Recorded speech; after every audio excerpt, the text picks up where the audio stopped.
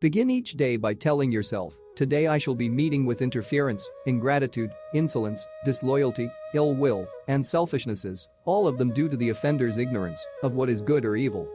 The honest and good man ought to be exactly like a man who smells strong, so that the bystander, as soon as he comes near him, must smell, whether he chooses or not.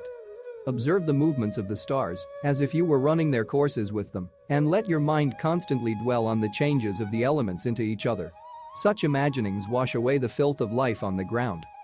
Never forget that the universe is a single living organism possessed of one substance and one soul, holding all things suspended in a single consciousness, and creating all things with a single purpose, that they might work together, spinning and weaving and knotting whatever comes to pass. As far as you can, get into the habit of asking yourself in relation to any action taken by another, what is his point of reference here? But begin with yourself, examine yourself first. No one loses any other life than the one he now lives, nor does one live any other life than that which he will lose. A man should always have these two rules in readiness. First, to do only what the reason of your ruling and legislating faculties suggest for the service of man. Second, to change your opinion whenever anyone at hand sets you right and unsettles you in an opinion, but this change of opinion should come only because you are persuaded that something is just or to the public advantage, not because it appears pleasant or increases your reputation. The happiness and unhappiness of the rational social animal depends not on what he feels, but on what he does, just as his virtue and vice consist not in feeling but in doing. And in the case of superior things like stars, we discover a kind of unity in separation. The higher we rise on the scale of being, the easier it is to discern a connection even among things separated by vast distances. Accept the things to which fate binds you, and love the people with whom fate brings you together, but do so with all your heart. Never let the future disturb you. You will meet it, if you have to, with the same weapons of reason which today arm you against the present. Dwell on the beauty of life.